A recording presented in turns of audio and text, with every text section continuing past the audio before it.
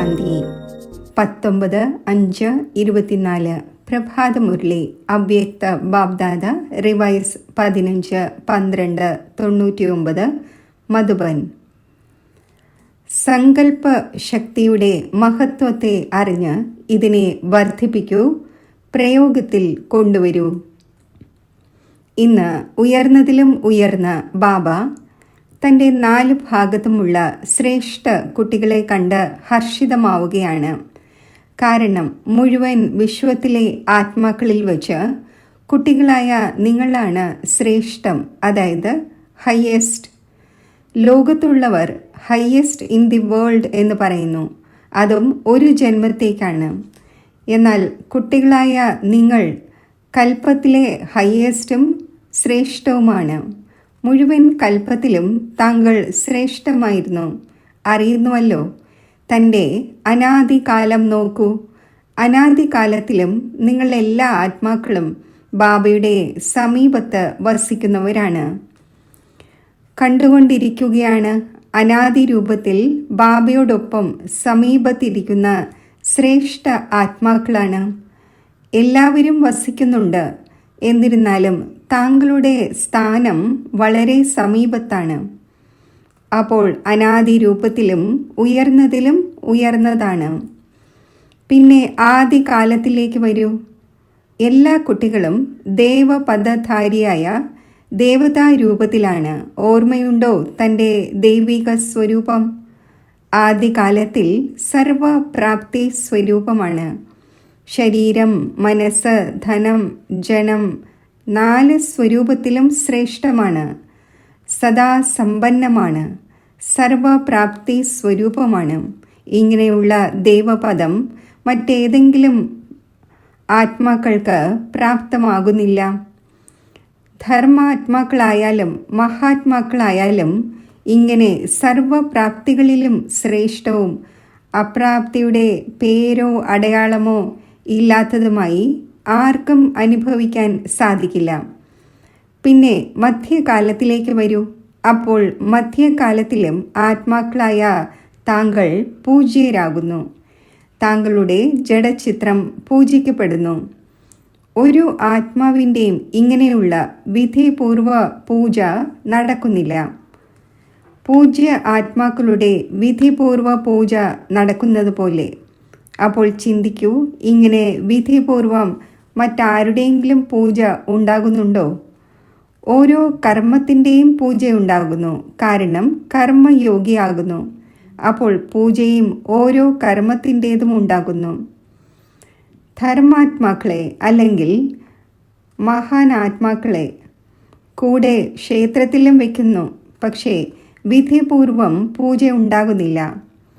അപ്പോൾ മധ്യകാലത്തിലും ഹയ്യസ്റ്റ്, അതായത് ശ്രേഷ്ഠമാണ്. പിന്നെ വർത്തമാന അന്തിമകാലത്തിലേക്ക് വരൂ. അപ്പോൾ അന്തിമകാലത്തിലും ഇപ്പോൾ സംഗമത്തിൽ ശ്രേഷ്ഠ ആത്മാക്കളാണ്. എന്ത് ശ്രേഷ്ഠതയാണുള്ളത്? സ്വയം ബാബ് ദാദ, പരമാത്മാ ആത്മാ, പിന്നെ ആദി ആത്മാ, അതായത് ബാബ് ദാദ 2 പേരിലൂടെയും പാലനയും നേടുന്നു, പഠനവും പഠിക്കുന്നു. ഒപ്പം സദ്ഗുരുവിലൂടെ ശ്രീമത്ത് നേടുന്നതിൻ്റെ അധികാരിയുമായി. അപ്പോൾ അനാദികാലത്തിലും ആദികാലത്തിലും മധ്യമകാലത്തിലും ഇപ്പോൾ അന്തിമകാലത്തിലും ഹയ്യസ്റ്റുമാണ്, ശ്രേഷ്ഠവുമാണ്. ഇത്രയും ലഹരി നിലനിൽക്കുന്നുണ്ടോ? ബാബ്ദാദ പറയുന്നു, ഈ സ്മൃതിയെ എമർജ് ചെയ്യൂ. മനസ്സിലും ബുദ്ധിയിലും ഈ പ്രാപ്തിയെ ആവർത്തിക്കൂ. എത്രത്തോളം സ്മൃതിയെ എമർജാക്കി വയ്ക്കുമോ അത്രയും സ്മൃതിയിലൂടെ ആത്മീയ ലഹരി ഉണ്ടാകും, സന്തോഷമുണ്ടാകും, ശക്തിശാലിയാകും. ഇത്രയും ഹയ്യസ്റ്റ് ആത്മാവായിരിക്കുകയാണ്. ഈ നിശ്ചയം ഉറച്ചതാണോ? അതായത് നമ്മൾ തന്നെയാണ് ഹയ്യസ്റ്റും ശ്രേഷ്ഠവും ആയിരിക്കുന്നത്, സദാ ആയിക്കൊണ്ടിരിക്കുകയും ചെയ്യും എന്നത് ലഹരിയുണ്ടോ? ഉറച്ച നിശ്ചയമുണ്ടെങ്കിൽ കൈ ഉയർത്തൂ. ടീച്ചേഴ്സും ഉയർത്തി.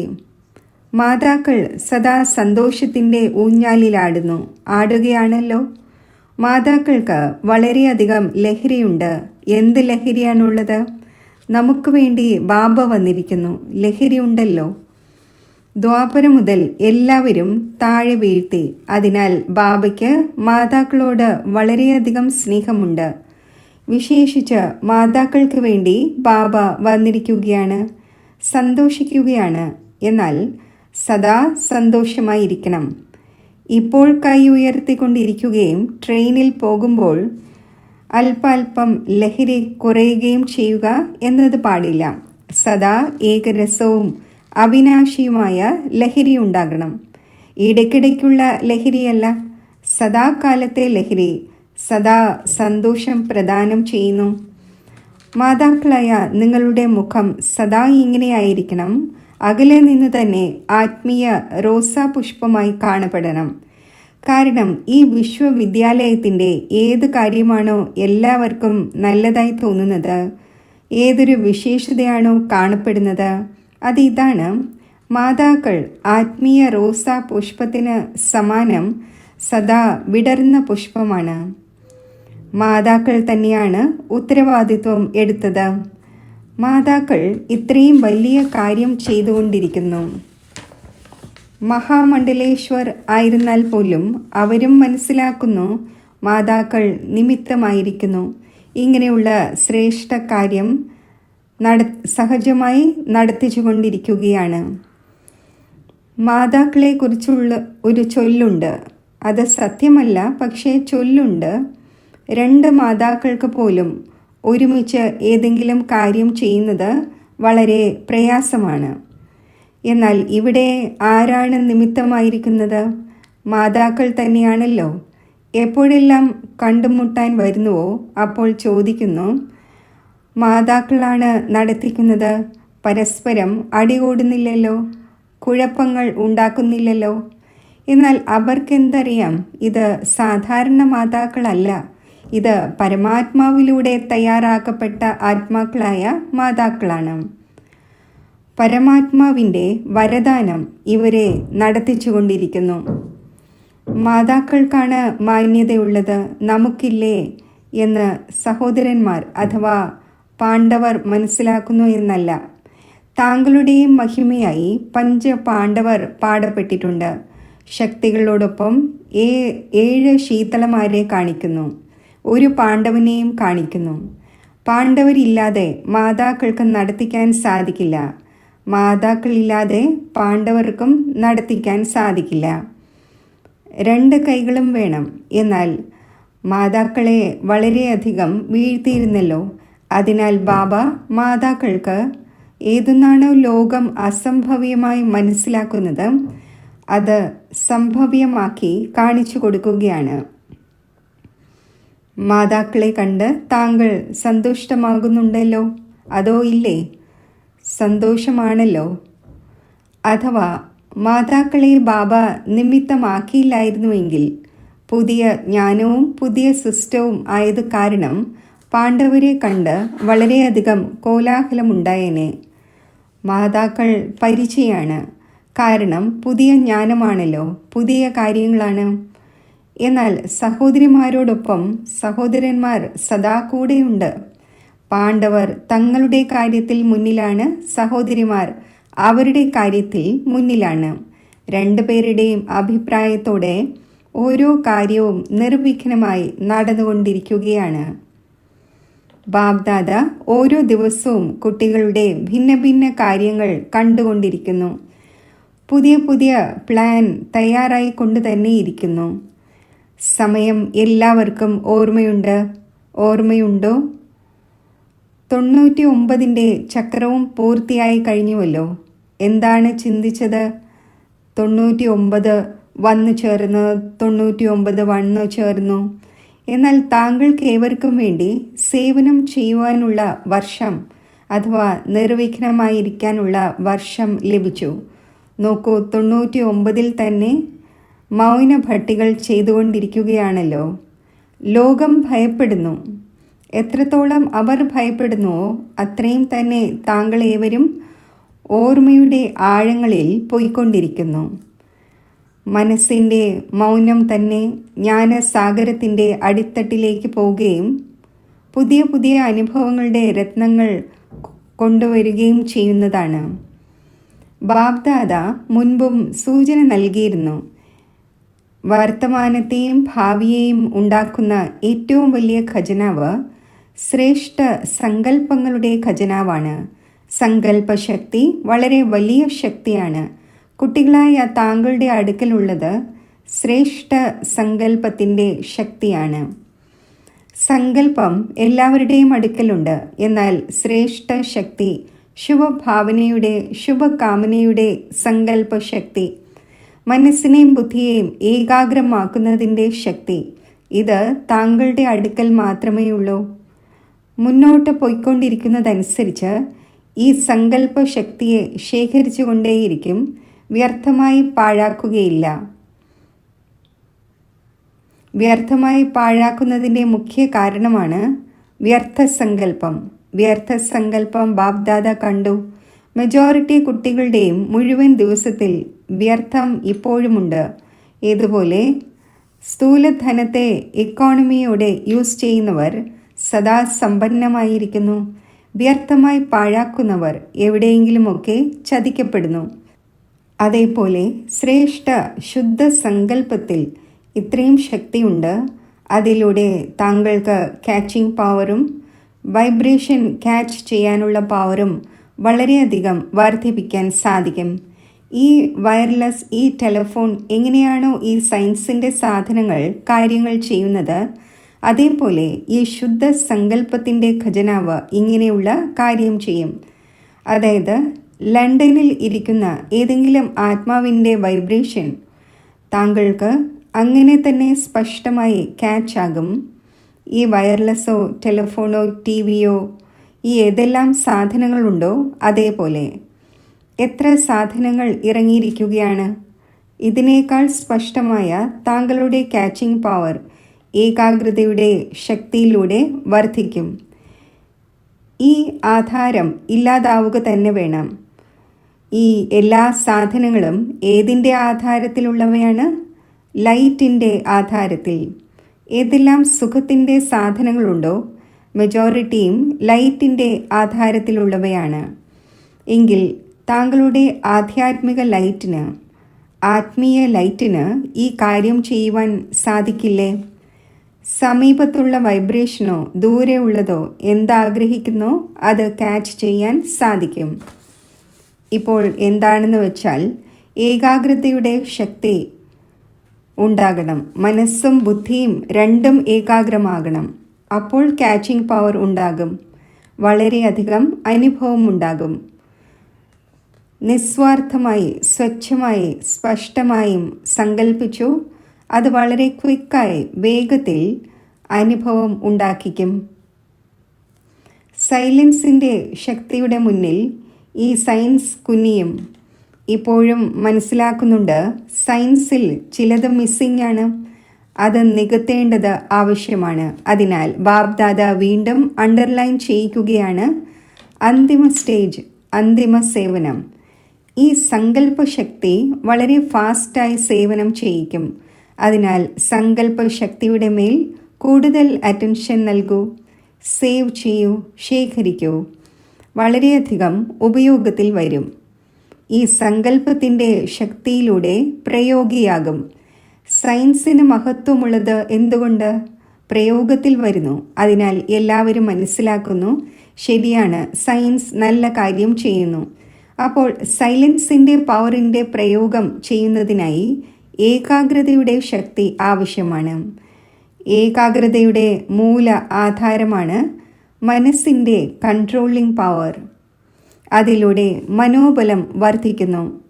മനോബലത്തിന് വളരെയധികം മഹിമയുണ്ട്. ഈ അത്ഭുത സിദ്ധികളുള്ളവരും മനോബലത്തിലൂടെ അല്പകാലത്തെ അതിശയം കാണിക്കുന്നു. താങ്കളാണെങ്കിൽ വിധിപൂർവമാണ്. അത്ഭുത സിദ്ധിയല്ല, വിധിപൂർവം മംഗളത്തിൻ്റെ അതിശയം കാണിക്കും. അത് വരദാനമാകും. ആത്മാക്കൾക്ക് വേണ്ടി ഈ സങ്കല്പശക്തിയുടെ പ്രയോഗം വരദാനമായി സിദ്ധമാകും. അപ്പോൾ ആദ്യം ഇത് ചെക്ക് ചെയ്യൂ. മനസ്സിനെ കൺട്രോൾ ചെയ്യുന്നതിൻ്റെ കൺട്രോളിംഗ് പവർ ഉണ്ടോ? ഇതുപോലെ സെക്കൻഡിൽ സയൻസിൻ്റെ ശക്തി സ്വിച്ചിൻ്റെ ആധാരത്തിൽ സ്വിച്ച് ഓൺ ചെയ്യുകയും സ്വിച്ച് ഓഫ് ചെയ്യുകയും ചെയ്യുന്നു. അതേപോലെ സെക്കൻഡിൽ മനസ്സിനെ എവിടെ ആഗ്രഹിക്കുന്നു, എങ്ങനെ ആഗ്രഹിക്കുന്നു, എത്ര സമയം ആഗ്രഹിക്കുന്നു, അത്രയും കൺട്രോൾ ചെയ്യാൻ സാധിക്കുന്നുണ്ടോ? വളരെ നന്നായി സ്വയം പ്രതിയും സേവനത്തെ പ്രതിയും സിദ്ധി രൂപം കാണപ്പെടും. എന്നാൽ ബാപ്ദാദ കാണുന്നതിതാണ്, സങ്കല്പശക്തിയുടെ ശേഖരണത്തിൻ്റെ കണക്കിൻ്റെ മേൽ ഇപ്പോഴും സാധാരണ അറ്റൻഷനാണ് ഉള്ളത്. എത്ര ഉണ്ടായിരിക്കണമോ അത്രയും ഇല്ല. സങ്കല്പത്തിൻ്റെ ആധാരത്തിൽ വാക്കും കർമ്മവും ഓട്ടോമാറ്റിക്കായി നടക്കുന്നു. ഇന്ന് വാക്കുകളെ കൺട്രോൾ ചെയ്യും, ഇന്ന് ദൃഷ്ടിയെ അറ്റൻഷനിൽ കൊണ്ടുവരും, പ്രയത്നിക്കും, ഇന്ന് വൃത്തിയെ അറ്റൻഷനോടെ ചേഞ്ച് ചെയ്യും എന്ന് പ്രത്യേകം പ്രയത്നിക്കേണ്ട ആവശ്യമേ ഇല്ല. അഥവാ സങ്കല്പശക്തി പവർഫുള്ളാണ് എങ്കിൽ ഇവയെല്ലാം സ്വതവേ തന്നെ കൺട്രോളിൽ വരുന്നു, പ്രയത്നത്തിൽ നിന്നും ഒഴിവാകും. അപ്പോൾ സങ്കല്പശക്തിയുടെ മഹത്വത്തെ അറിയൂ. ഈ ഭട്ടികൾ വിശേഷിച്ച് ചെയ്യിക്കുന്നത് ശീലമുണ്ടാകുന്നതിനു വേണ്ടിയാണ്. ഇവിടെയുള്ള ശീലം ഭാവിയിലും അറ്റൻഷൻ നൽകിക്കൊണ്ടേയിരിക്കണം. അപ്പോൾ അവിനാശിയാകും. മനസ്സിലായോ? എന്ത് മഹത്വമാണുള്ളത്! താങ്കളുടെ അടുക്കൽ വളരെ ഉയർന്നതിലും ഉയർന്ന ഖജനാവ് ബാബ നൽകി. ഈ ശ്രേഷ്ഠ സങ്കല്പത്തിൻ്റെ, ശുഭഭാവനയുടെ, ശുഭകാമനയുടെ സങ്കല്പത്തിൻ്റെ ഖജനാവുണ്ടോ? എല്ലാവർക്കും ബാബ നൽകി.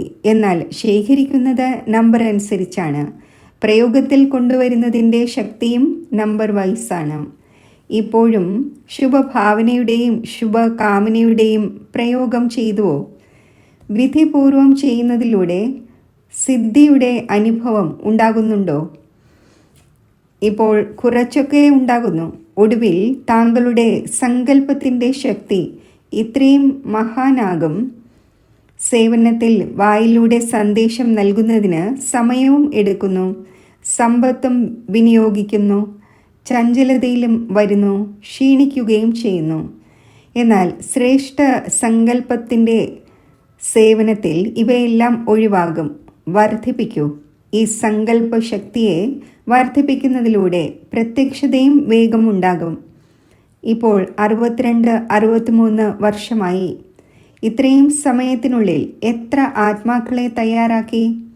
9 ലക്ഷം പോലും പൂർത്തിയായില്ല. മുഴുവൻ വിശ്വത്തിനും സന്ദേശം എത്തിക്കുകയും വേണം. അപ്പോൾ എത്ര കോടിക്കണക്കിന് ആത്മാക്കളുണ്ട്? ഇപ്പോൾ വരെയും ഭഗവാൻ ഇവരുടെ ടീച്ചറാണ്. ഭഗവാൻ ഇവരെ കൊണ്ടുപോയിക്കൊണ്ടിരിക്കുകയാണ്. ചെയ്യിക്കുന്നവനായ പരമാത്മാവ് ചെയ്യിച്ചുകൊണ്ടിരിക്കുന്നു. ഇത് സ്പഷ്ടമായിട്ടില്ല. നല്ല കാര്യമാണ്, ശ്രേഷ്ഠ കാര്യം ചെയ്തുകൊണ്ടിരിക്കുകയാണ് എന്ന ശബ്ദമുണ്ട്. എന്നാൽ ചെയ്യിക്കുന്നവൻ ഇപ്പോഴും ഗുപ്തമാണ്. ഈ സങ്കല്പശക്തിയിലൂടെ ഓരോരുത്തരുടെയും ബുദ്ധിയെ പരിവർത്തനപ്പെടുത്തുവാൻ സാധിക്കും. ഒന്നുകിൽ അഹോ പ്രഭു എന്ന് പറഞ്ഞുകൊണ്ട് പ്രത്യക്ഷമാകണം, അല്ലെങ്കിൽ പിതാവിൻ്റെ രൂപത്തിൽ പ്രത്യക്ഷമാകണം. ബാബ്ദാദ ഇപ്പോഴും വീണ്ടും അറ്റൻഷൻ വരുത്തുകയാണ്. സങ്കല്പശക്തിയെ വർദ്ധിപ്പിക്കൂ, പ്രയോഗത്തിൽ കൊണ്ടുവന്നുകൊണ്ടിരിക്കൂ. മനസ്സിലായോ? ബാബ്ദാദ ഈ ഒരു അഭ്യാസം കേൾപ്പിച്ചു. മനസ്സ് സെക്കൻഡിൽ ഏകാഗ്രമാകണം. കാരണം സമസ്യ പെട്ടെന്നാണ് വരുന്നത്. ആ സമയത്ത് അഥവാ മനോബലമുണ്ടെങ്കിൽ സമസ്യ സമാപ്തമാകും. എന്നാൽ സമസ്യ ഒരു പാഠം പഠിപ്പിക്കുന്ന ഒന്നായി മാറും. അതിനാൽ എല്ലാവരും മനസ്സിനെയും ബുദ്ധിയെയും ഇപ്പോൾ ഏകാഗ്രമാക്കൂ. നടക്കുന്നുണ്ടോ എന്ന് നോക്കൂ. ഡ്രിൽ ചെയ്യിച്ചു. ഇങ്ങനെ മുഴുവൻ ദിവസത്തിലും അഭ്യാസം ചെയ്തുകൊണ്ടിരിക്കൂ. ശരി. 4 ഭാഗത്തുമുള്ള ശ്രേഷ്ഠ ആത്മാക്കൾക്ക് ആദി മധ്യ അന്ത്യത്തിൽ ശ്രേഷ്ഠ പാർട്ട് അഭിനയിക്കുന്ന ആത്മാക്കൾക്ക് സദാ തൻ്റെ ശ്രേഷ്ഠ സങ്കല്പത്തിൻ്റെ വിധിയെ അനുഭവിക്കുന്നവർക്ക്, സദാ സഹജയോഗിയോടൊപ്പം പ്രയോഗിയും ആകുന്നവർക്ക്, സദാ സങ്കല്പത്തിൻ്റെ ശക്തിയിലൂടെ സർവശക്തികളെയും വർദ്ധിപ്പിക്കുന്നവർക്ക്, മനസ്സിൻ്റെയും ബുദ്ധിയുടെ മേൽ നിയന്ത്രണം വയ്ക്കുന്ന സദാ പ്രയോഗിയായ കുട്ടികൾക്ക് ബാബ്ദാദയുടെ സ്നേഹസ്മരണകൾ. നമസ്തേ. ദേശവിദേശത്തെ കുട്ടികളെയും ബാബ്ദാദ കണ്ടുകൊണ്ടിരിക്കുന്നു. സങ്കല്പത്തിലൂടെയുള്ള സ്നേഹസ്മരണകൾ അല്ലെങ്കിൽ ആത്മീയ സംഭാഷണം നടത്തുന്നത് ബാബ്ദാദയുടെ അടുക്കൽ എത്തിച്ചേരുന്നു. ഇപ്പോഴും ആരെല്ലാം സയൻസിൻ്റെ ബലത്തിലൂടെ കേട്ടുകൊണ്ടിരിക്കുന്നോ ആ എല്ലാ കുട്ടികൾക്കും, ഓരോ ദേശത്തെയും ഓരോരോ കുട്ടിക്കും സ്നേഹസ്മരണകൾ. ജനക് പുത്രിക്കും ജാനകി ദാദിക്കും വിശേഷിച്ച് ബാബ്ദാദ സ്നേഹസ്മരണകൾ നൽകുകയാണ്. കാരണം മനസ്സുകൊണ്ട് ഇവിടെയാണ്, ശരീരം കൊണ്ട് അവിടെയാണ്. അപ്പോൾ എല്ലാവർക്കും, ഓരോരുത്തർക്കും വിശേഷ സ്നേഹസ്മരണകൾ.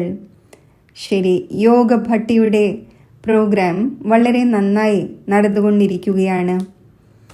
ദാദിമാരോട് സദാ സ്വയം ബാബ്ദാദയുടെ നയനങ്ങളിലെ പ്രകാശമായി മനസ്സിലാക്കുന്നുണ്ടല്ലോ.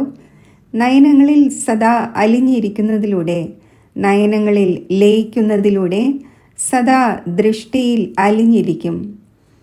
ഇതും ബാബയുടെയും കുട്ടികളുടെയും സംഗമയുഗത്തിലെ ആഘോഷമാണ്. കൂടിക്കാഴ്ച നടത്തുക, കേൾക്കുക, കഴിക്കുക, കുടിക്കുക, ഇത് സംഗമത്തിലെ ആഘോഷമാണ്. ഇങ്ങനെ തന്നെ ആഘോഷങ്ങൾ ആഘോഷിച്ച് തൻ്റെ വീട്ടിലേക്ക് പോകും. പിന്നെ രാജ്യത്തിൽ വരും. ബ്രഹ്മബാബയോടൊപ്പം രാജ്യം ഭരിക്കണം. നല്ലതാണ്. ലോകത്തുള്ളവർ ചിന്തിച്ചു കൊണ്ടിരിക്കുന്നു, താങ്കൾ സദാ ആഘോഷിച്ചു കൊണ്ടിരിക്കുന്നു. എന്ത് നടക്കും, എങ്ങനെ നടക്കും എന്ന ഒരു ചിന്തയുമില്ല, ഒരു പ്രകാരത്തിലുമുള്ള ചിന്തയില്ല. ശരി, വരദാനം. ഈ അന്തിമ ജന്മത്തിൽ ലഭിച്ച സർവ പവേഴ്സും യൂസ് ചെയ്യുന്നവരും വിൽ പവറിനാൽ സമ്പന്നവുമായി ഭവിക്കട്ടെ. ഈ സ്വീറ്റ് ഡ്രാമ വളരെ നന്നായി മുൻകൂട്ടി തയ്യാറാക്കപ്പെട്ടതാണ്. ഇതിനെ ആർക്കും മാറ്റുവാൻ സാധിക്കില്ല.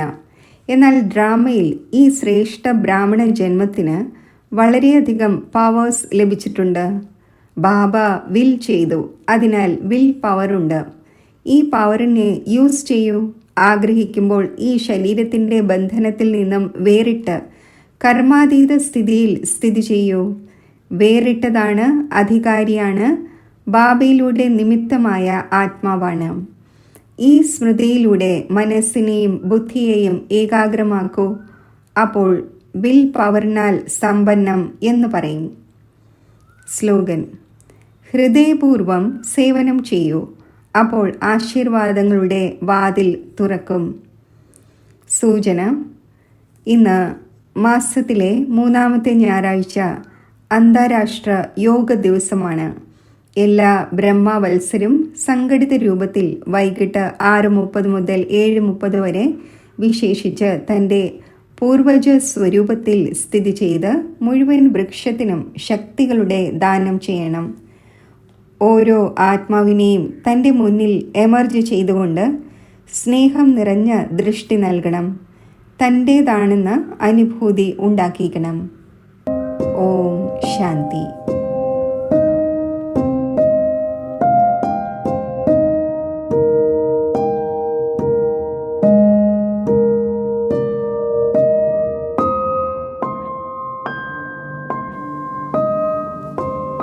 മെഡിറ്റേഷൻ. ബുദ്ധിരൂപി നേത്രത്തിലൂടെ എൻ്റെ ആത്മജ്യോതിയെ ഞാൻ കാണുന്നു.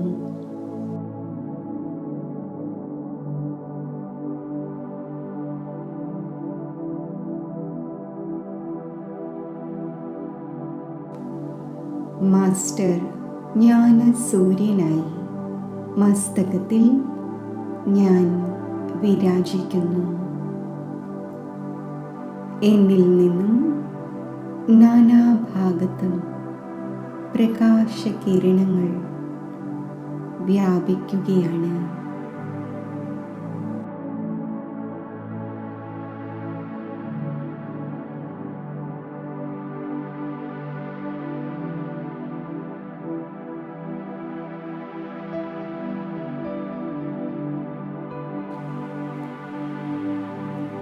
പരമധാമത്തിലെ മഹാജ്യോതി ആയ ശിവബാബയിൽ ഞാൻ എൻ്റെ ബുദ്ധി യോജിപ്പിക്കുന്നു.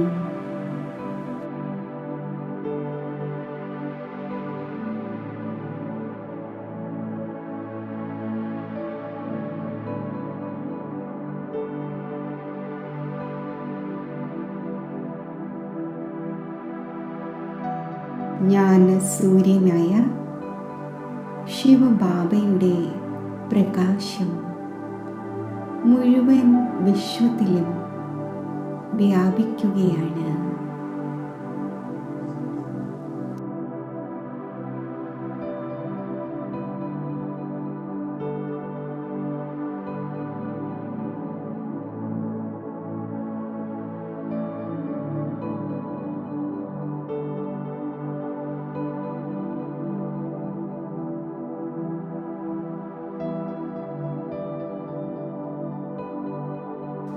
സമസ്ത ഭൂമിയും പ്രകാശമയമായി മാറുകയാണ്.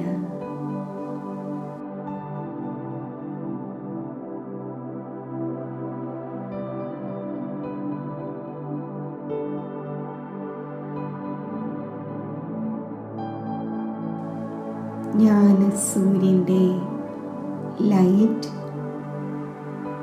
എന്നിൽ ഉൾക്കൊള്ളപ്പെടുന്നു. എന്നിൽ നിന്നും ജ്ഞാനസൂര്യൻ്റെ പ്രകാശം വിശ്വത്തിൽ 4 ഭാഗത്തും വ്യാപിച്ചുകൊണ്ടിരിക്കുന്നു.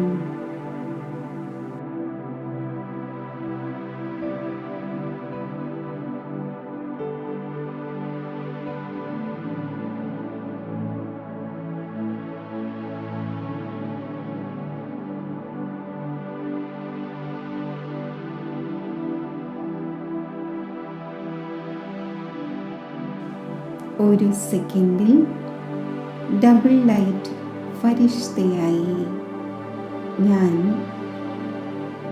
ഫരിഷ്തകളുടെ ലോകത്തിൽ എത്തിച്ചേരുന്നു.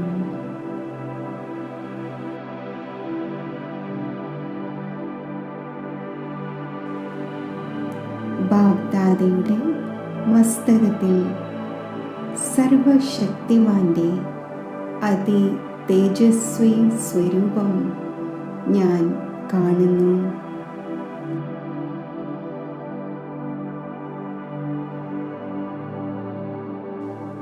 ബാബ്ദാദയുടെ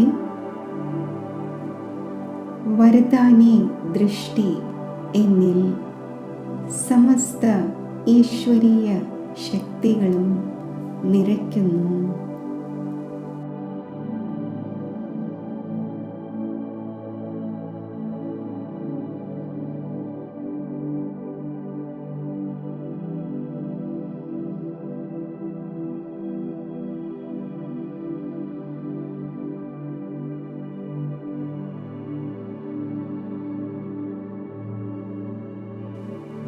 ബാബ്ദാദയുടെ വരദാനി ഹസ്തം എൻ്റെ ശിരസിൽ ഞാൻ അനുഭവിക്കുന്നു.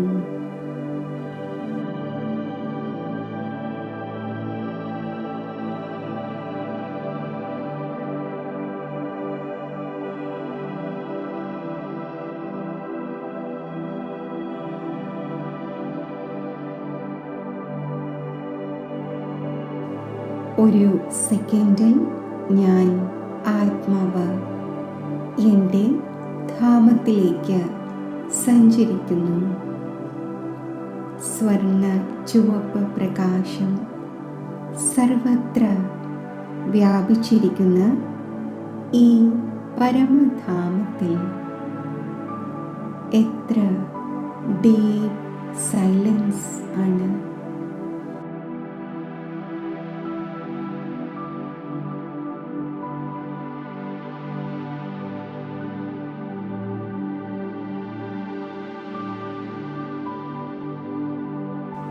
എത്ര ഡീപ് ശാന്തിയാണ്.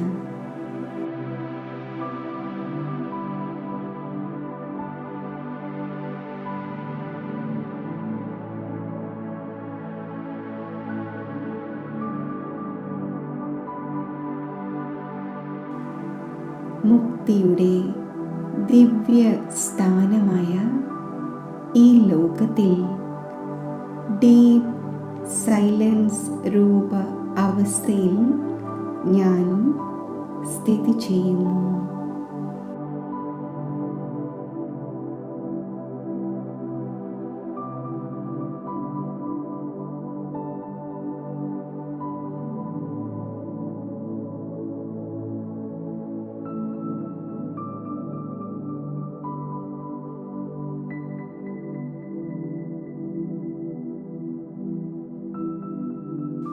ഈ ശാന്തിധാമത്തിലെ മഹാജ്യോതിസായ ശിവബാബയിൽ എൻ്റെ ബുദ്ധി ഏകാഗ്രമാക്കുന്നു.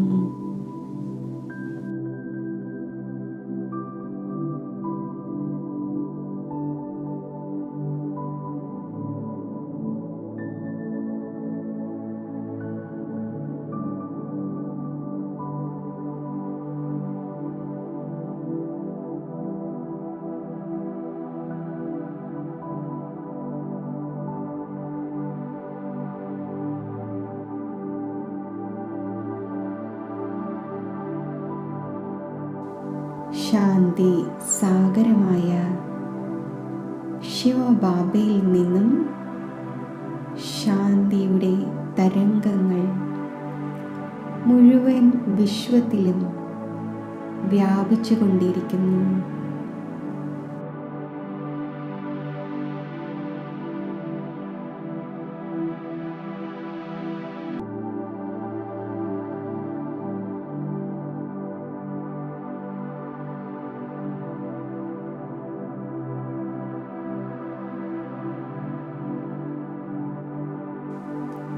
ശാന്തിയുടെ തരംഗങ്ങൾ എന്നിൽ ഉൾക്കൊള്ളപ്പെടുമ്പോൾ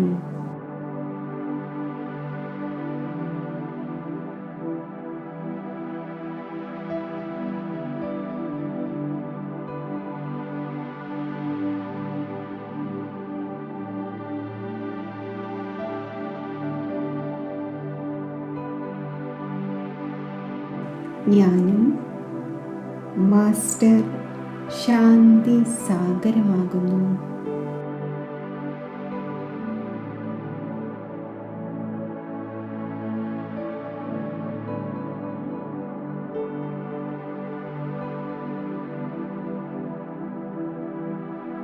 പവിത്ര സാഗരമായ ശിവബാബയിൽ നിന്നും പവിത്രതയുടെ പ്രകാശരശ്മികൾ മുഴുവൻ വിശ്വത്തിലും വ്യാപിക്കുന്നു.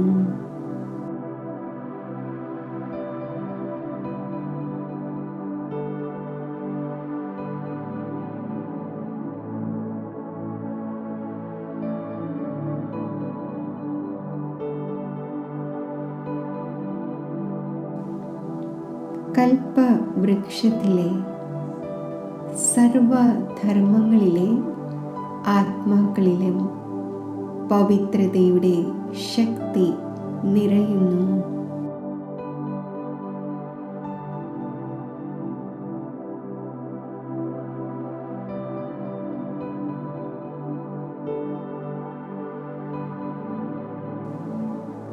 ശിവബാബയിൽ നിന്നും പ്രവഹിക്കുന്ന പവിത്ര രശ്മികൾ എന്നിൽ നിറയുന്നു.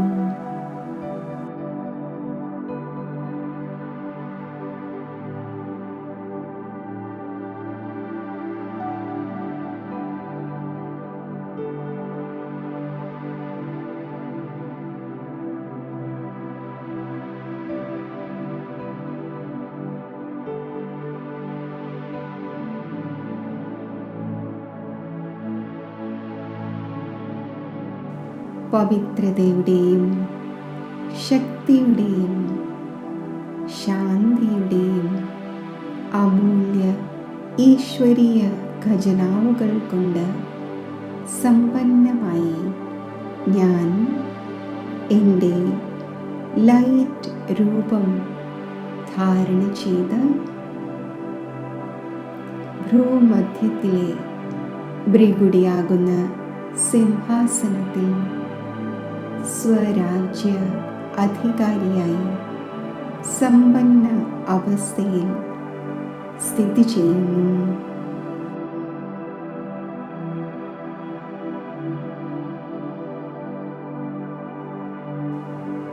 എന്നിൽ നിന്നും ശാന്തിയുടെയും ശക്തിയുടെയും പവിത്രതയുടെയും ദിവ്യ പ്രകാശം നാനാഭാഗത്തും വ്യാപിക്കുന്നു.